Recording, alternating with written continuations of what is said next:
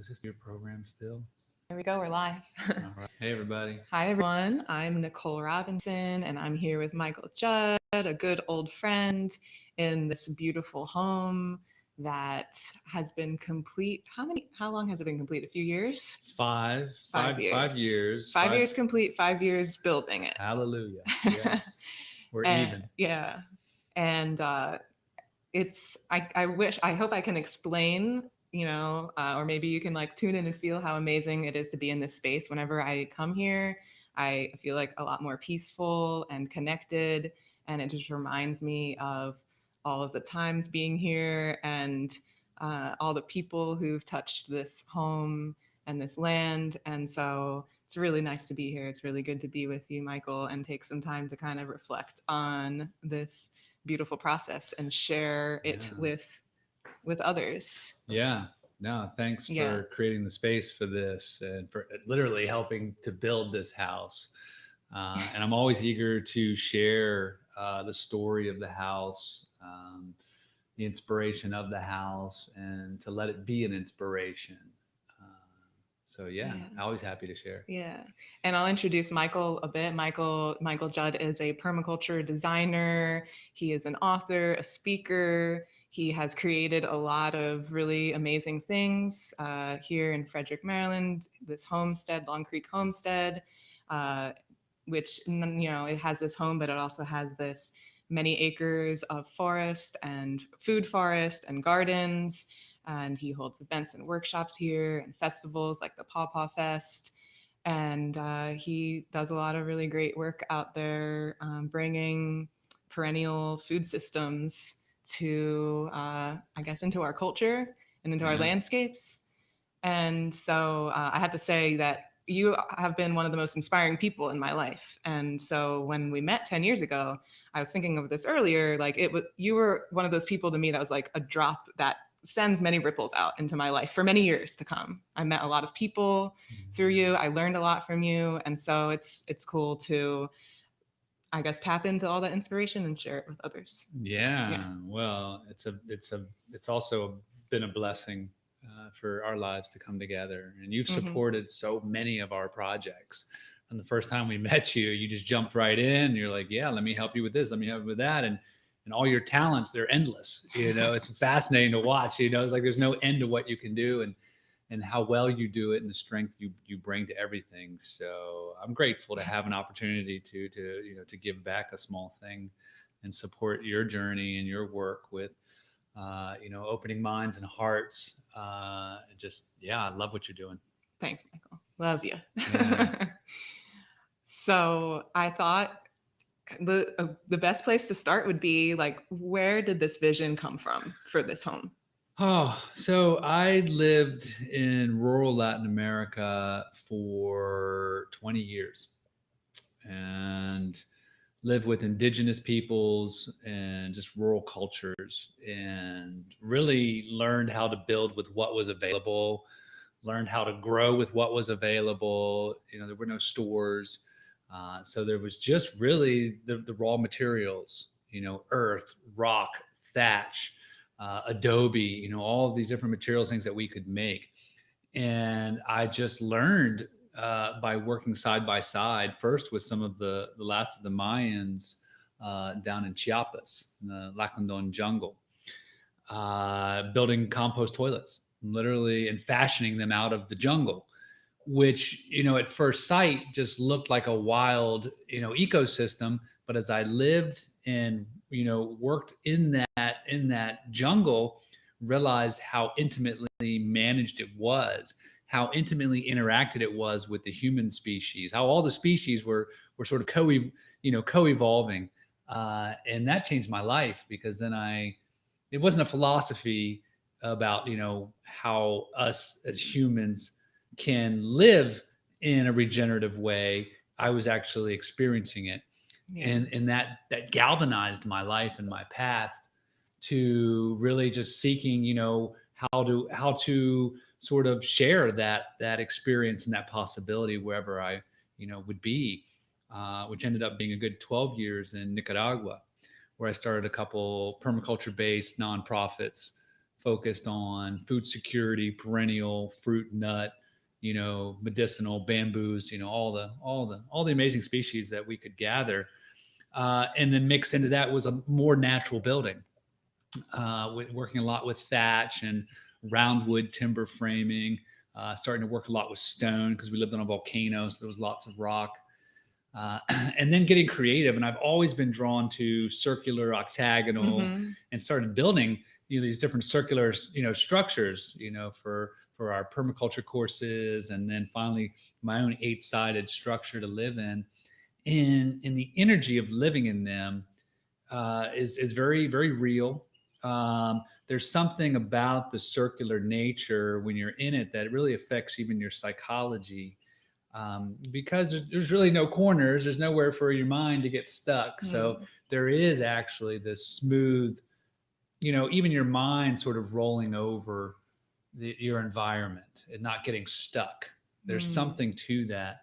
And then there's just the beauty of really kind of seeing, almost 360 degrees in a way. And then so there's that aspect of the actual shape, geometry, but then there's the materials.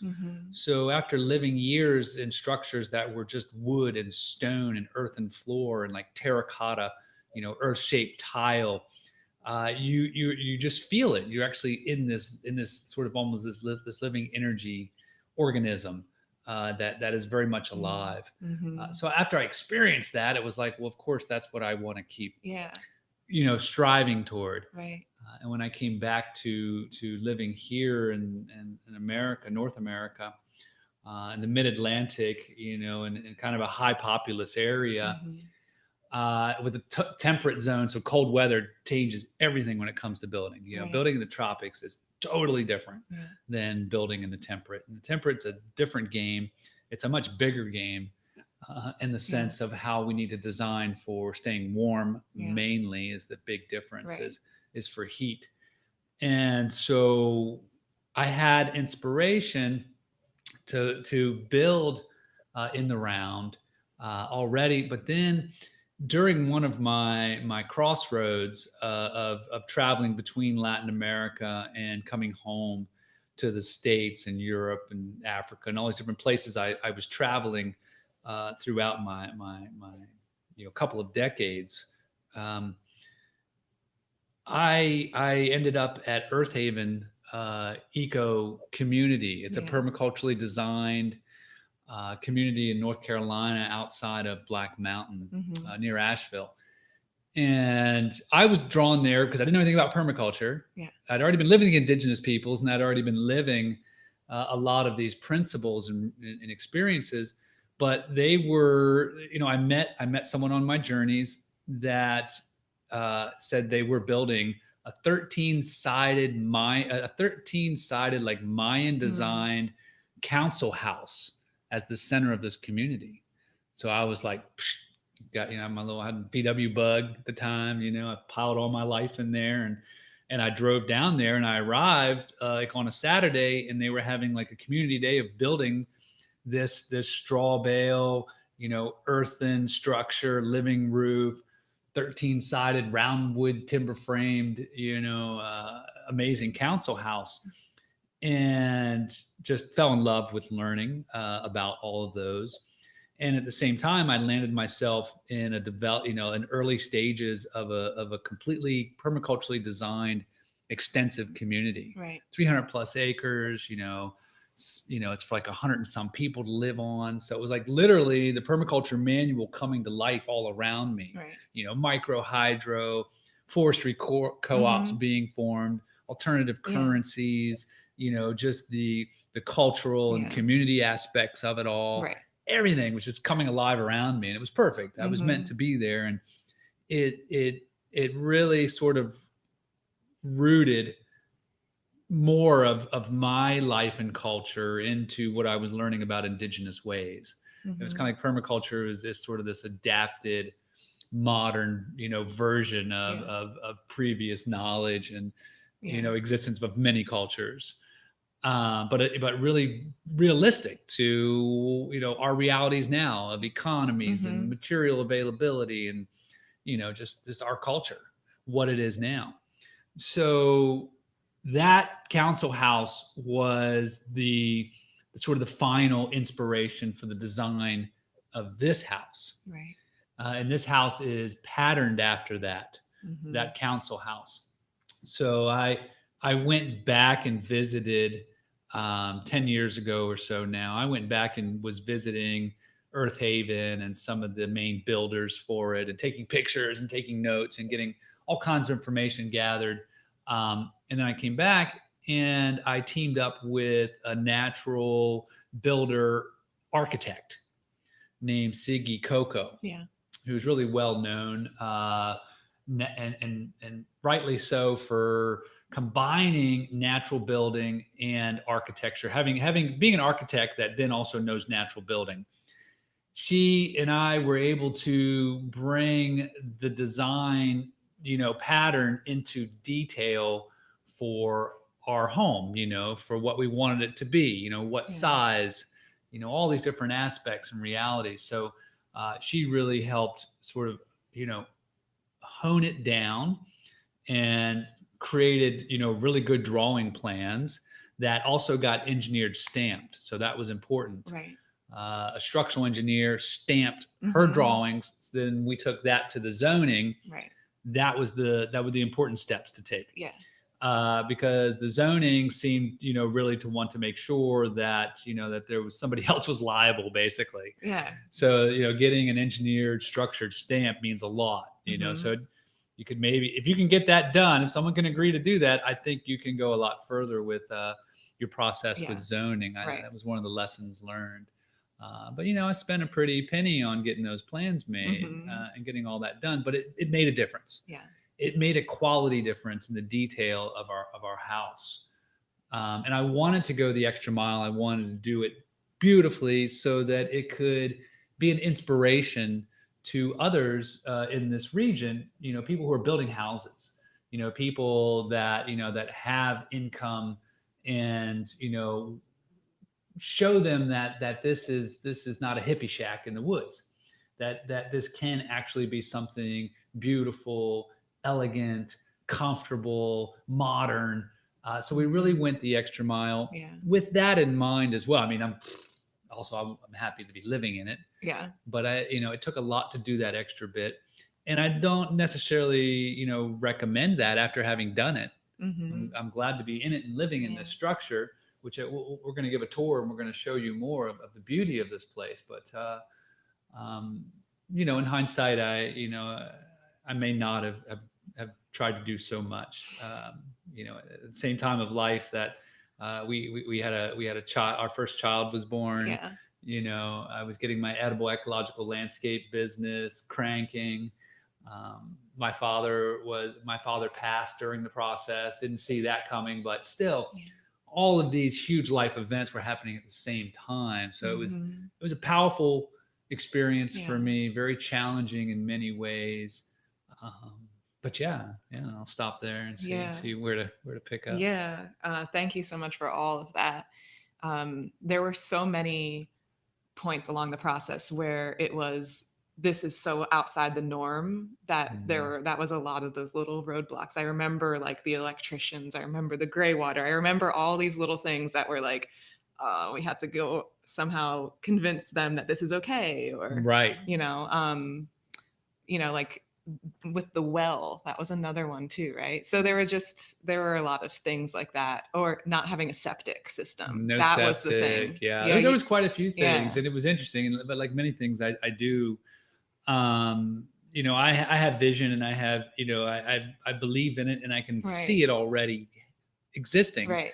So I don't fall into, so many traps of fear, or listen to other people, because when you talk to other people about new concepts, generally speaking, they come up with a limitation. Like their mind comes to like, oh, well, you couldn't do this or that. And interestingly enough, when I first started, sort of talking around to see about architects to help me draft this, or, who can I get to help me get this thing started, on a more professional level. And almost everybody I talked to said, oh, I wouldn't try and do that on your own. Yeah. I would get a professional to do it. To manage I the swear, like project. 95% of the time, whether it was, digging our foundation or I mean, anything, it was always like, you should get a professional to do that as like a default. Right. And fortunately, I had, courage and belief in this stuff. And I just kept thinking, no, man, no, there's a way, there's a way, there's a way, there's a way. And yeah, we built this house. We did have talented help in many aspects of building the house, but overall, I was the contractor. Yeah. I was the one that really made this house come together. Right. And I was not a professional. And I did a great job. You did. Yeah. You did do a So good job. I just put that out there because you will find that people will say, "Oh, I wouldn't try to do that," because that's where their mindset is. Right. It's similar with anyway. Yeah. Yeah. Well, I mean, that's one of the things that I was curious about is just from having the vision to do this. What did it take to fully embrace it, and then to walk the path through the challenges to completion? Well, I guess there was many. My father, who was an engineer, loved the idea and was supportive. And a lot of times when I was down in Nicaragua in the early years, he would be helping get like soil samples done because on the map, we live in an Appalachian holler. It's sort of a low zone. There's a creek that runs right nearby us. It's kind of low and wet. And when you looked at the county maps, it kind of just had a big blue blob, and it's like, no build zone. But so what we did is we got a private soil sample outfit come out and take core samples and say, actually, the soils here are different. And we were able to, first step, show that there actually is a place here that we could build. Yeah. So that was another thing where if we didn't just stopped at face value, we wouldn't have ever built here. So my father was helpful in that. And even those early stages, his heart and belief in it was also a big part of why this house exists. Yeah. So I don't want to overlook that. Yeah.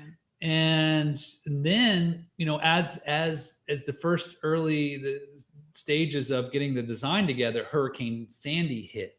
And we have 25 acres of woodland that we steward and live on here, and with, I should say. And Hurricane Sandy, just wind fell, a whole bunch of very beautiful straight poplars. And so it was literally right when we were designing, and it was a windfall to start us. And we went out and harvested those trees, stacked them, covered them. This was years before we actually started to use them. Yeah. But I think that was also somewhat of a catalyst, It was like, well, here, boom, here's one of the more challenging things to start with is your material. So, the universe provided that. And so that was the first thing. And then the design, but again, Sigi Coco helped a lot with not only design, but sort of educating about, doing things to quality. So I'd done earthen floors, and I'd built cob ovens, and I'd built, these different structures of stone and cob and thatch and wattle and daub. And I'd done adobe, I'd done, amateur level natural building. But this was kind of like, okay, well, let's take this to the next level. And Sigi also brought in a lot of that detail. We did workshops with her. So, I was also learning and gaining more professional skills as a natural builder. And maybe this is a good time to point out there's a difference between green building and natural building. Yeah. Right. So natural building is literally working with natural materials of the earth, the wood, the clay, the straw, the sand, the plants on the roof, the lime plaster, the stone. Our house is literally, made of all natural materials, very few, fabricated parts in it. Whereas green building is largely fabricated parts using usually plant-based materials, but a lot of entropy, a lot of energy put into them. So there's still a step a step forward from conventional building materials, which have no, typically, no consciousness for where they come from. But I still find, I mean, green building is what's oftentimes most appropriate. So I won't say it's not up to the same standards, but for me, natural building is what I like to focus on and live in, and very much what this house is. Yeah. And I kind of wanted to just highlight the I guess how you co-create with nature and with this land, because as you prepared to build this home, you had to be mindful of where to put it, what direction to put it in to have the best passive solar design. And like you said, Hurricane Sandy hit and pulled down a lot of trees, and so it's like in the process you were harvesting the materials, the beams and the columns to build the house. You were using a bunch of old stuff that fell and the excavating that we were doing around the house to build hugelkultur beds off to the side, and planting on the side. So it was like this, over those 5 years, the land was forming around the house. We were observing what was working and what wasn't working and making changes, like for instance, like with the drainage, it was like observing what was going on with the house and working with the land to have it all evolve over time together. So very holistic. And I think that's also something that's not always thought about, even with natural building or green building, is how do you take in the entire environment where it is. We tend to isolate specialty things, build a house, or you garden, or, you specialize in all these things instead of necessarily saying, well, how do we weave all these together? Right. I mean, that's permaculture in a nutshell right there. How do we weave the elements, all the present elements together as ecosystems do? We're basically creating, these ecosystems that are habitat for our species, and then ideally lots of others coexisting. So a lot of it was intuitive, which is the way I work, in design anyway, but observing and feeling the site. Right. And siting the house. I remember I sited it by myself.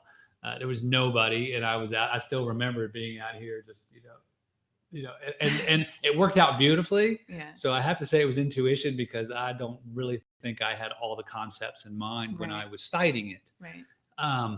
It's fortunate that it is positioned the way it is. So there was that. And then, it was, disturbance, wanting to minimize disturbance on the site. Making our driveway in is minimal disturbance as possible, keeping it on contour, thinking about how it affects water and how to use it to actually start to help slow and harvest water into the landscape. Your driveway on contour is great, important thing to consider. And then, the water flows across the property, coming toward the house site. How do we, if we are taking down some trees and woody material, how do we position that into, hugelkultur beds, these berms with wood covered in soil, the soil that's getting excavated? How do we think ahead and design those so that they work with the overall flow and help move water, away from the house and around the house? And then, if we're concentrating it, then how do we capture and use that? And just, so it all flows together and actually creates less work for you down the road by doing things up front, the good, what I call like good bones, in the design. And then also the design for the house, the actual foundation is a rubble trench foundation. And a rubble trench foundation is basically packed gravel. So there's no concrete and there's no rebar in the ground. So concrete and rebar in the ground has already a set shelf life. It could just be 100 years. While you're talking, I'm gonna show this. That's the trench. And so we only excavated where we were going to put supports.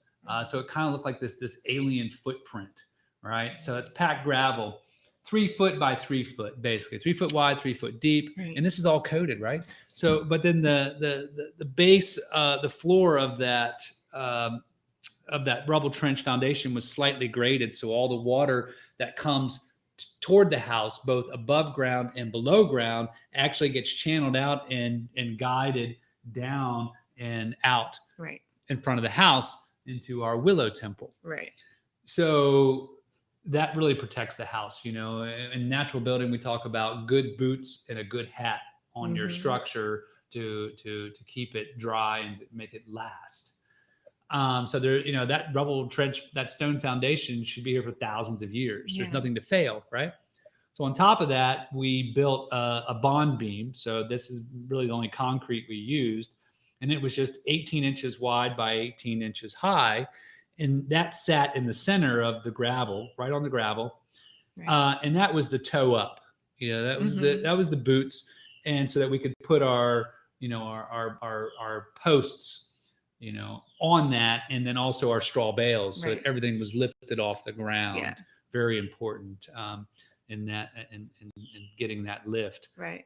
And then from there, we started doing the round wood timber framing, and we actually built the roof on the ground. There's another picture in here that shows that nicely. That was an amazing process. Yeah, and so we had to hand peel all the logs. We oiled them really nicely. Yeah. This is the.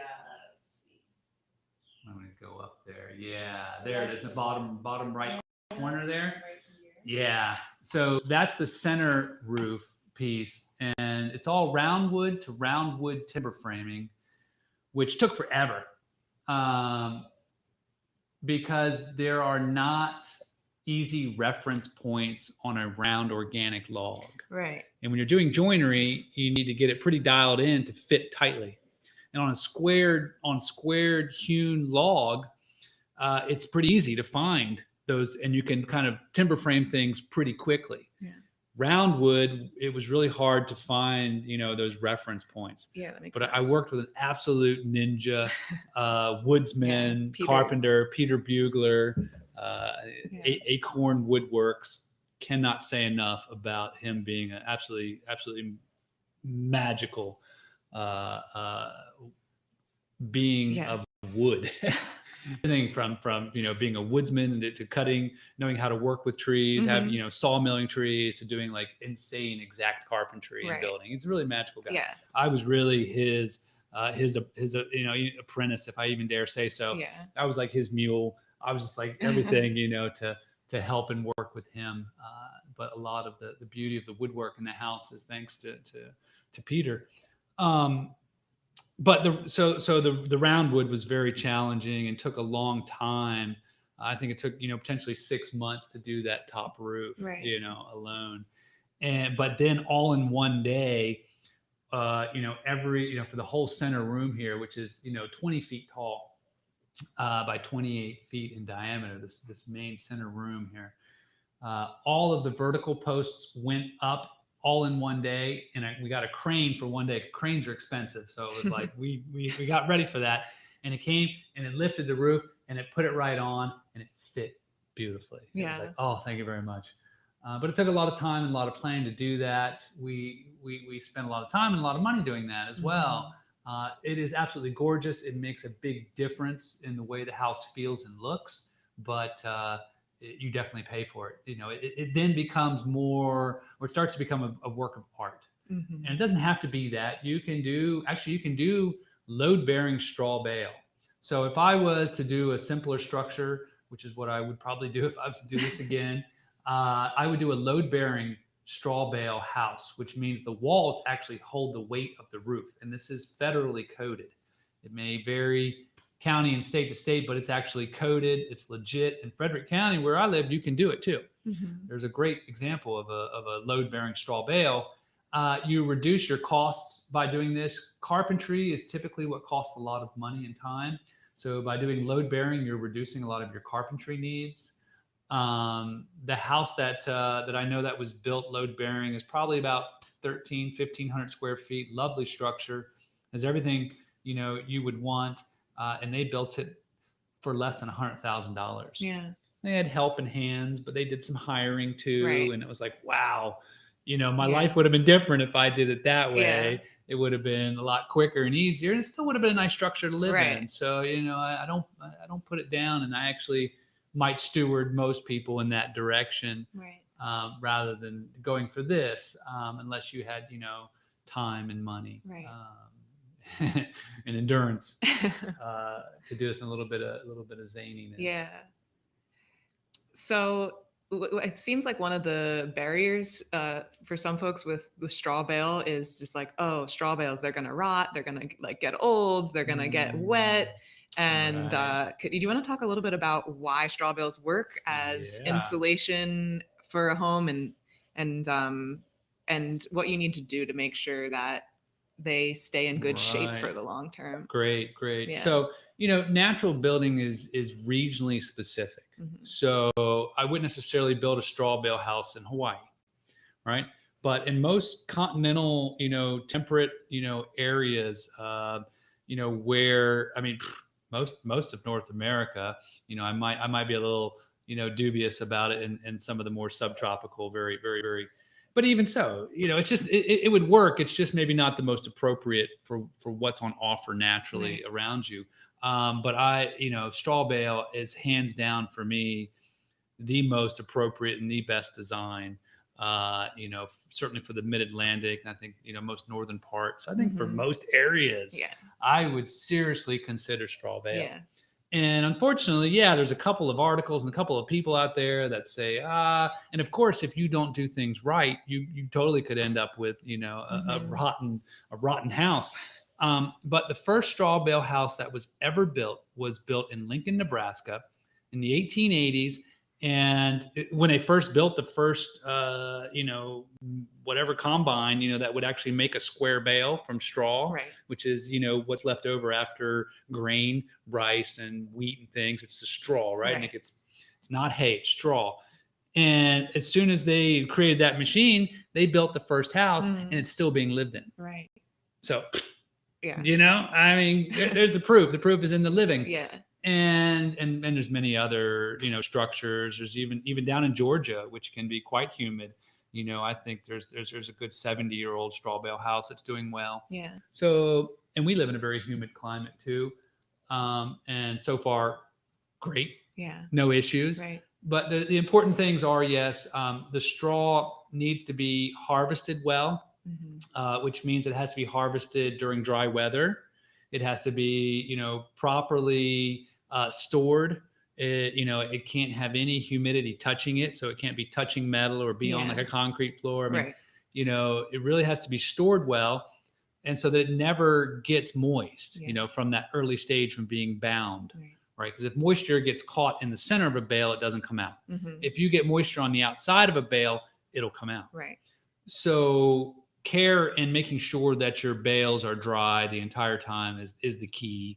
And then, lifting them off the ground so that they're not going to get wet, and make sure your roof is really good so there's no leaking into it. And that's another example that happens out there is people don't do a good job doing straw bale and they roof well typically, and water will come in and water will come down into the bales. And if it gets in the middle of the bales, then they're going to rot. But that's not the fault of the design, of good straw bale building. That doesn't happen. It's people who maybe jump at the opportunity too quickly or say, yes, I can do this as a contractor or whatever. I mean, but it's not something, that you should use as a gauge for valuing straw bale. Right. I love straw bale. I've done most every type of natural building on the planet. Yeah. And I love straw bale, and I wouldn't want to live in anything else, certainly in the temperate climate. Yeah. It keeps us warm in the winter, and it keeps us cool in the summer. Right. It's the fill for the wall. So when you build a house, a lot of material goes into the wall, whatever it is. If it's a conventional house, it's 2x4s and insulation and drywall and blah, blah, blah. It's just a ton of material. It's a ton of footprint, a ton of cost. It's pretty much an ecological disaster in most cases. So it's like, well, how are we going to fill our walls? Straw bales. Those are your walls. Yeah. They become your wall as well as your insulation.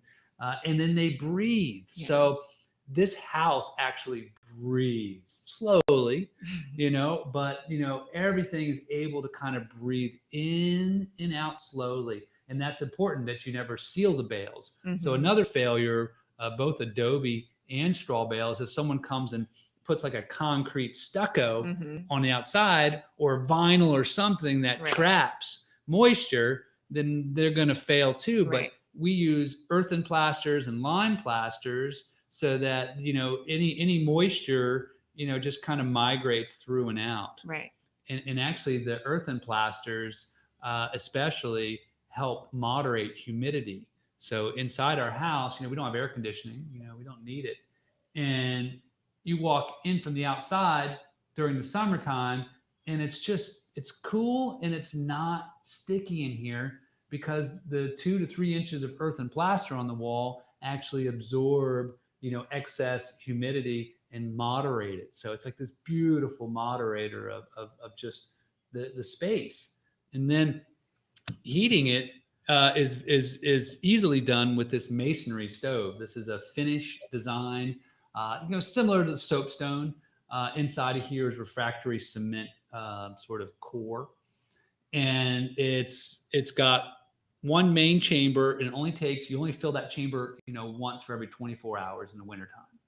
So big armful of wood in there. You light it, you let it burn, and then you shut down the baffles, and you lock that air in there so that the heat comes through the flues here and then slowly emanates out slowly. And it just kind of gives this warmth that hugs you, and then just heats the whole house. And we have earthen floors and earthen plasters, so they kind of become a battery and they hold that heat. We get some passive morning sun coming in and hitting our earthen floor, and that adds heat to our house without right. doing anything. And so the inputs to keep our house warm are very minimal, and that comes from good design. Yeah. It's like good landscape design. Good permaculture design sets things up so that they function largely for themselves. So yes, there was a lot of input to build the house, but now it's so easy. It hardly takes any maintenance. Yeah. And heating and cooling are the two big things, energy inputs and costs for houses once they're built. And ours is just an armful of wood in the winter, and it's designed to be cool naturally. So it's not a lot of energy now, cost, and then it's also built-in security. The grid can go down. Mm-hmm. It doesn't matter. And we don't even need photovoltaics. We don't need solar panels. We don't need any of that. Yeah. We right. have what we need. We have a well, and we put a manual pump on the well, and then we got our wood, we got food stores. I mean, it's perfect. Yeah. And I know not everyone can do this, but what I do recommend people, if they have the chance to do, is put some kind of masonry, and they do have retrofits for mm-hmm. houses. It can be a smaller unit than this, but I would have your own source of being able to heat your home. Yeah. And if you have well, I would get a manual well pump to put on that, so that those are the two main things in the temperate climate that you need to survive in the event of change. Yes. Right? You need to stay warm, and you need water. Mm-hmm. And then the other things, come along after that. Right. So if you can, secure those things for yourself. Yeah. Yeah. Well, I think we can't skip over talking about how many hands do you think yes. touched this house? Oh, man, so many hands. And that's part of the energy that's in this house. So we had workshops, and then we had just tons of volunteers. Nicole put lots of energy into this house. She did the whole entire earthen floor. I got pictures of her like weed whacking the bales to trim them. I learned a lot of weird skills. Yeah, a lot of weird skills. Nicole is here so much. So much of her is in this house, and all the other people that showed up and were just inspired, excited, and just so ready to help. And that energy is in the house. Building this house, we built community as well, big time. Yeah, a lot of friendships that we still enjoy came from that. And it's touched a lot of lives that came and saw what we were doing and realized you can do this. Mm-hmm. And so that energy is definitely in the house. Apart from the actual materials that we feel in the house, the energy and all the people that participated in making it happen, that's all here. And I think that's kind of what makes it a home, right? Versus a house. Yeah. Somebody else slapped together for you. Yeah. That's something that you got out of it by doing it yourself that you wouldn't have got if you had, had someone else manage the project. Not at all. Yeah. Not at all. And that's in here. Like, we now live in that energy. Mm-hmm. And it continues to build because you continue to have all kinds of gatherings here, and people who maybe haven't been here before, they become part. I think what I loved to watch over that time period and since then is just that it's like there are these periods of time where someone was very prominently involved, and then they kind of like maybe moved along and did something else, and then someone else came, and there was always like this revolving door of new people to help who wanted to be here, and just like getting to meet all of them and having all these people connect. I think that there's probably just like a much bigger ripple effect than we can even imagine from this house. Huge. And it was very magical in the sense that, yes, as a need arised, a person or a couple souls would show up and they would be perfect for that. Right. It was weird. It was great. Yeah. And it just kept happening. Right. And then, yes, I've seen a lot of those lives change. I've seen those individuals. Some of them actually are doing natural building in other parts of the world. Some really fell in love with plastering, are now doing plastering. They saw also us as, as a young family, right. Living this way. And I think that inspired them and encouraged them to be like, yeah, why not? We're alternative as well. And, we can make it work. Yeah. These guys are making it work. Yeah. So I think that inspired a lot too. Big ripples. Yeah. Big ripples. And honestly, I think part of that is too, just you guys were just like did it your way and you were yourselves. And sometimes it was like kind of like messy and like it wasn't perfect. And we went with the flow, and the people who were involved went with the flow. And I think that's part of what helps people think that they can do it too. Yeah. Right. Absolutely. Yeah. It was very, very organic. Yeah. And low budget and very hands-ons and very community. And it took us a long time. So, I mean, it was mixed up with life and work and everything. So it took us 4 years to actually build the entire house. Yeah. And that's because of the detail. I think if we did a load-bearing rectangle structure, we could have pulled it off under 2 years, even with work and life and everything. Right. And I think, if you had total focus that, a year to 18 months on a simple design, right. or potentially less, there's actually good plans out there now, architectural plans that you can buy. So you can go online and find, the square footage and the layout you like. And they'll have the engineered plans and the costs and everything kind of pre-done for you. And I think that's great in many ways, to simplify, the process, the cost, and then also have a lot of the information built around it in those plans and whatever that person is offering you with that package.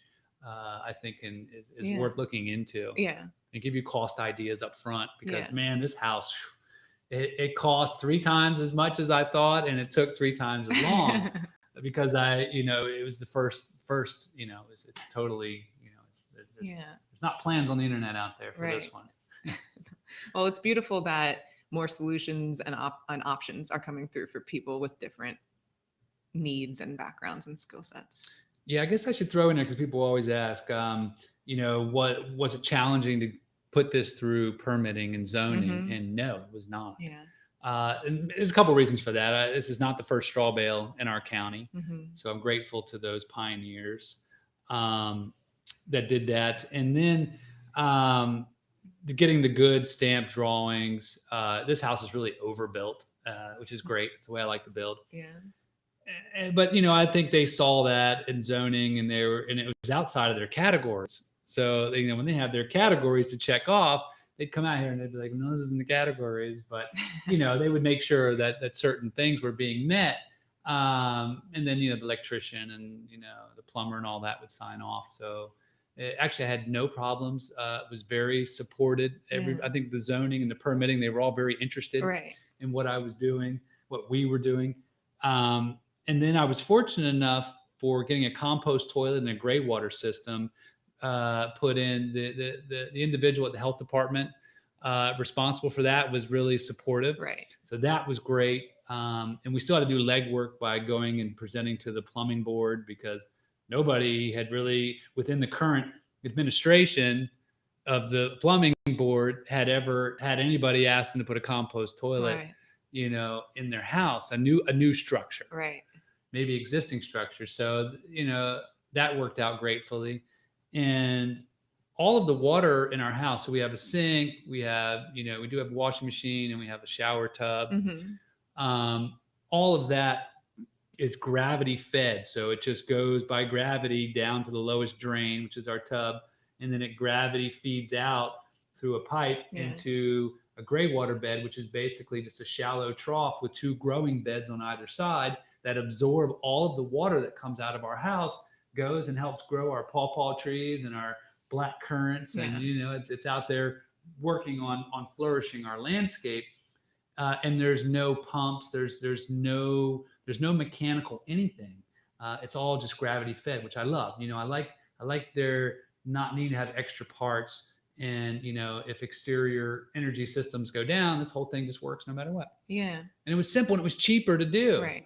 So it's like, duh. Yeah. And then a compost toilet we put in, and we kind of did a smaller compost toilet because we don't have a basement or anything where you could put a taller unit, which means that I have to manage that toilet more often, but I don't mind.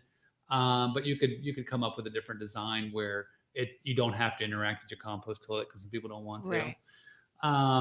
So that saved us a ton of money. Yeah. We had to delineate a septic area, but we didn't have to develop or do anything with it. Right. So I remember now that. Big money savings. So. Yeah, it's important to point out that usually in our modern culture, the water from our toilets, our black water and our gray water from our sinks and everything get combined into one system. And it's like, just really a shame. It's really a shame. It's a waste because all of pollution. All this gray water that could go into the landscape that might just have some like soaps and if you use like natural soaps and stuff, that's not going to cause problems. All of it can just go into the landscape, but things that have human waste in them need to be processed a different way. But adding all of that to water just creates a huge mess. Yeah, I know, and it's a loss of that fertility because human manure is actually a wonderful, very nutrient-rich, great compost. It really is a gift back to the earth if we use it that way. And unfortunately, we're not even giving it back. We keep like cheating the earth out of our bodies at the end of life. We cheating them out of our compost. The things that we can actually very easily give back in a direct way. We're whatever. But anyway, let's just say I've heard that you can retrofit houses for gray water. So there's a lot of ways to take the water out of your house. I'm not saying it's legal, but there are ways that you can recycle your own water and be creative with recycling those resources. Some people just redirect their washing machine, just one thing to start with. Just go out there and do like a rain garden. Anyway. What do you think about doing a tour? Let's show them. So I was thinking I'm gonna have you hold this, and I'm just gonna have to unplug a couple things here real quick.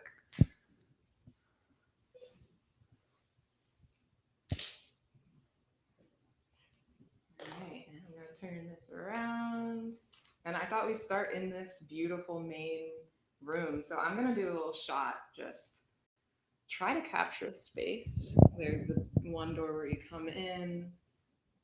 Scanning up, we have this loft upper area. The loft is all made out of cherry wood, and ceiling's all poplar. All that wood was sawmilled on site. All the wood in the house is from the land. Even the trim and the vanity and our bed, all the wood. And so a lot of it's poplar, but this is a nice cherry beam right here. Yep, storm fallen again. That's how much cherry was storm fallen, enough to make the loft.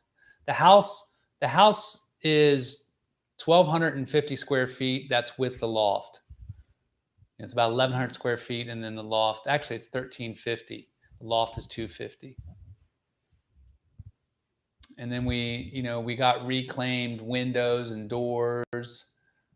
Those big tall windows up there are actually sliding doors that we put in.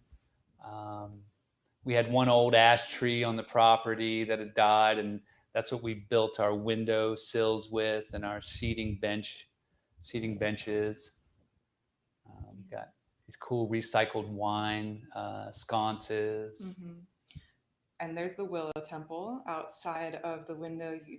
That was where you mentioned the greywater. Yeah, living. Yeah, well, that's actually where the rubble trench drains to, and then the greywater goes off to the side of the house for there's more. Chulo.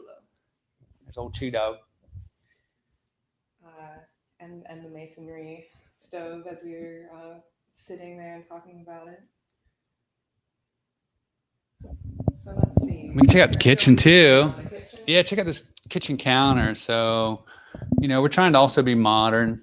And so a countertop, we use concrete here. So we're not total purists. But we did a pigment in it, and we put pea gravel in it, and then ground that down and sort of brought out the pea gravel in this cool blue. That was done by Luke. Yeah, that's right, Luke. He was another, very talented person who had a lot of touches. Yes. A lot of the windowsills, and actually the compost toilet, which we can go check out too. You guys want to see the toilet? Come check it out. It's one of the most exciting parts for me anyway. I built a lot of compost toilets. That was one of my starts in Latin America. This is Wyatt's room. Wyatt's room in Wyatt's house. Wyatt's house, because he grew up here. I remember him in a diaper and playing with a hammer and me being a little worried. He survived. Yeah. This is just like playroom for kids too.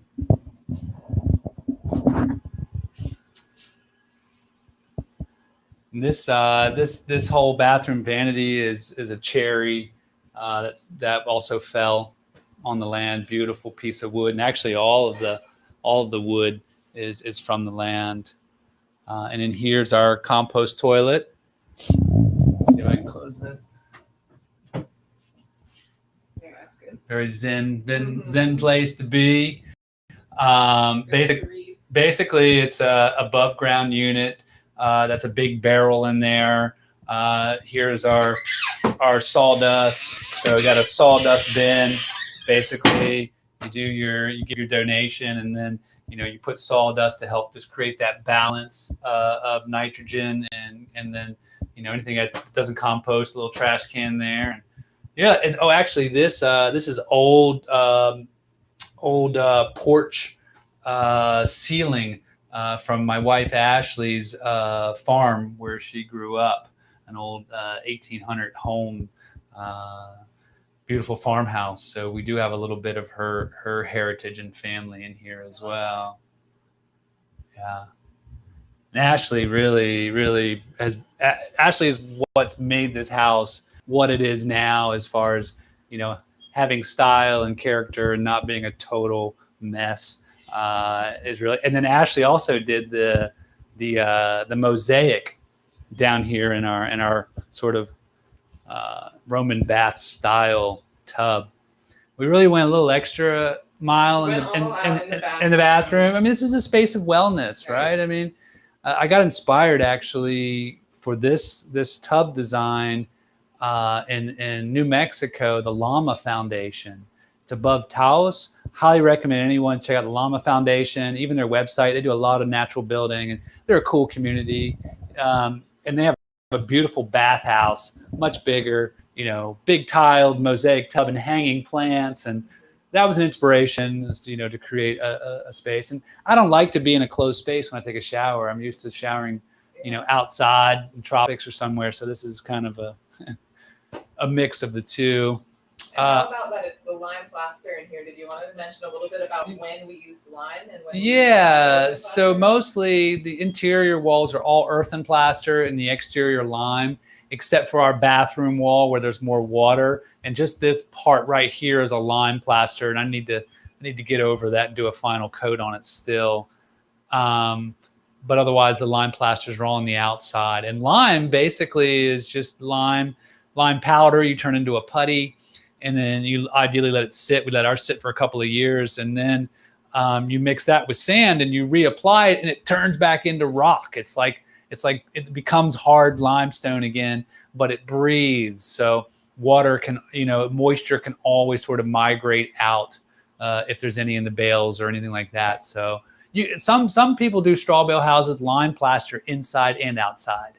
I like the earthen plasters because they are softer. You do feel that difference. I think they balance humidity a little better. So I definitely like earthen plasters inside more than lime inside and outside. Let's see what else we got here. Oh, so the hot water for our house is a on-demand water heater, a little German, on-demand water heater this big. Again, when we were building the house, the plumbers were like, "Oh, that's not going to be enough for you and your family," and it totally has been. It's been great. We haven't struggled. I mean, there's only 4 of us at this point, but even so, it's just we've not like had cold showers and all these other things. It's been awesome. It's a Strawbale. And man, it's been 5 years and I haven't done anything to it. I haven't even changed any filters or anything. And it totally does a great job of heating our whole house. And that's a big energy difference. So often I'll talk about, people are like, "Oh, do you have solar panels and stuff?" And actually we don't. We don't have the best aspect for solar panels. But for me, it's more about how much energy you use versus the source of it. Because you can have these big houses with solar panels that are and solar panels have footprints. I mean, they are ecological disasters in themselves. People aren't thinking about that or talking about that, right? So it's more about how much energy you use, because no matter where your energy comes from, there's going to be an impact. So for me, ideally, you're minimalizing that with your design so that you're heating very easily, ideally with wood or whatever's appropriate, around you. And then your hot water is a on-demand water heater or solar. You could do solar hot water, which I think is a pretty cool design too. And then our washing and dryer are these little European numbers, they're super energy efficient. And our refrigerator is like a smaller European design. Like the Europeans, man, they figured this stuff out a while ago. Anyway, come on in. The master suite. And yeah, this is our bedroom, which is a wonderful place to sleep and just be another place of wellness. And we built this bed from wood, from our land and from Ashley's family farmland. And a friend of ours built the bed. So, just lots of local energy and love in this whole house. Some cool old doors recycled out of Baltimore and DC, old homes, kind of funky. And another big thing for the salvaging was a lot of that insulation that went under the floor and on the roof. Right. Yeah. So insulation is still important to put on your roof or under your floor. There was areas where, straw bales weren't really going to work. But, most forms of insulation have a huge footprint, even if they're soy-based. But what we found out is there's actually a good used market for rigid insulation. So rigid insulation, I think some of the best insulation, has some of the best R value. It's rigid sheets, sometimes 4x8 sheets, 4 or 5 inches thick. And there's a big market for it because these big shipping containers, these refrigerated shipping containers, they take them apart and they either replace or they just decommission all of that insulation in there. And so I went, and of course I looked online and I asked people, "Can you reuse this?" And it was like, "Oh, not recommended. Don't use it." And we totally used it under our floor and on our roof, and it's been great. And it saved us money, but I think even more importantly is it did not put that demand on the environment to use our insulation. So there's a ton of stuff, if you do the extra mile, that you can find a thriving stream of reusable materials. All right, let's check out these stairs. And walk up them. People on Facebook are saying stunning. Stunning. They're very inspired. All right, good. Let's go up the stairs. So now these stairs are actually a code. So it's not just like a funky design. It shortens the run. So by meeting code, you have to have certain riser width and length, and this actually meets it without having to run a long staircase out. So Sigi came up with this somewhere, and it's been great. People dig it, and it's funky. Yeah, it's a sobriety test for sure. And then up here is just an extra loft space, tons of books. I got a great library of natural building, permaculture, plants. So this is an extra hangout space. Wyatt comes up here and plays with his Legos and whatever. In the wintertime, we come up here more often. It's a little bit warmer and, hang out. But so far, it hasn't actually been used a ton, but it's an extra overflow space, if it's ever needed. And I can get out onto the roof here, and we have a living roof out here. And so if I need to get out there and pull a weed or two, I can easily pop out through here. And the window structure is passive. It's called passive ventilation, where we have windows at different levels, at higher levels. So when you open a window or a door in the lower level, it brings in cool air, which then rises, as it heats, and it exits out. And that passive ventilation actually naturally cools the house. So we have these upper story windows, and then we have the cupola up here, which is open right now because we're in summer as well. And it can just pull that extra heat out so it's not sitting in here. So again, just kind of good design, just makes it easy and comfortable to live in. I might see if I can peek out to the roof, get a shot of the roof from here, and maybe yeah. Let's have a look here. This is here. Let's see if I can do this too. Whoops! Don't mind me. Whoops. There you go. All right. So the roof is there's sedums, succulent plants. It's a misnomer to think you're going to grow your garden on your roof or get your goats out there. Really, you want shallow rooted plants that aren't going to sort of dig into your liner or whatever is protecting your moisture. So shallow rooted plants, and roofs get hot. They're hot and they're dry and they're windy. So you want very drought tolerant, succulent like plants, sedums, being a great choice. And we've got a dozen different types of sedums that we planted as mixed plugs up here. And another thing that's interesting about our house and our roof is that we didn't use a fabricated green roof medium, which usually is like perlite and vermiculite and these high energy intensive materials from far parts of the planet to create a growing medium in. We use straight up topsoil and leaf grow, straight up municipal leaf compost, and we mixed it 50-50. Now, one of the reasons that also worked really well is we did have an underlaying fabric called Inca drain, and it's basically recycled plastic that's in these little plastic balls that water can move through. And anyway, we were able to put our soil on top of that, and then so any excess moisture in that soil is able to migrate out. Typically, the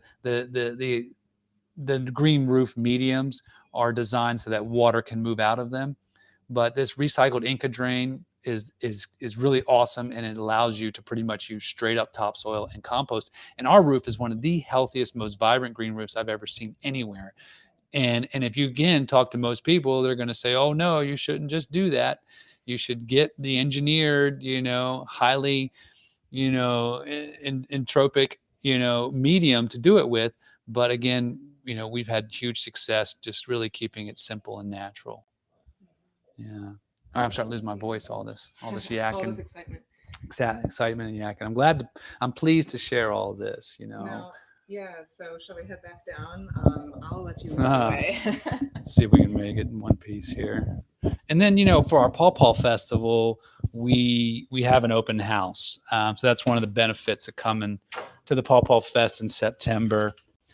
September 18th this year, the third Saturday in September each year. And the pawpaw fruit is the headliner, but everyone gets to kind of, check out the food forest, our mushroom growing, our gardens. We do tours, great music, pawpaw ice cream, but then we usually have an open house, or at least open it so people can walk around and look in it. And also when we do workshops and tours, we have opportunities where people can actually come and experience the house. But I'm always pleased to have a chance to share, in a wider audience. Could you point out the window? Oh yeah. Truth window. Truth window. So in most Strawbale homes, you have what's called a truth window, and basically that's because people are like, you say Strawbale, and they can't get their mind around that you actually have Strawbales. We have over 550 Strawbales in this house. So again, so this is what you call a truth window. and you open it up, and then there, boom, you see it's literally straw bales. Over 500 of them, and then you can see how much work we've done to put clay over that in many layers. The first layer being very rough, mostly clay, and then doing different recipes as we built it out, more sand, smaller microfiber straw, chopped straw, to where our final plaster is very finely sifted soil, sifted sand, and then like really finely chopped straw to get a very nice smooth finish on it. And Ashley really wanted a lighter finish, a lighter color to the walls. And so we had to come up with a recipe to make it light. And one of the key ingredients in that is actually toilet paper. So, good old soft white Charmin toilet paper helped. And actually toilet paper has microfiber in it. So it really actually was quite a magical ingredient, because this is earthen plaster, but it's cream white, which really makes the house lighter and shows the wood up nice. So you can get really creative with this, and you can use pigments. You could put some really nice different colors in your home as well. The floor, the earthen floor here actually has a pigment in it. The main room floor here is kind of got a yellow ochre finish to it, whereas the floor and the rest of the house has the earth color, and you can see the straw and the earth element in it more. So, there's lots to play with, a lot of creativity. Here comes Wyatt, the whiz kid. You can come in, but be quiet, bro. Hey, we're finishing. You can come sit, but we're about done. We told everybody this was Wyatt's house because he was literally born into it being built. So what was norm for him was huge piles of sand and huge piles of soil and throwing mud on walls. And we've had to kind of let him know that's not, what he should always be doing. Sure you don't want to come say, hey, Wyatt, this is it. We're saying goodbye. All right. This has been super fun. Yeah. Really fun.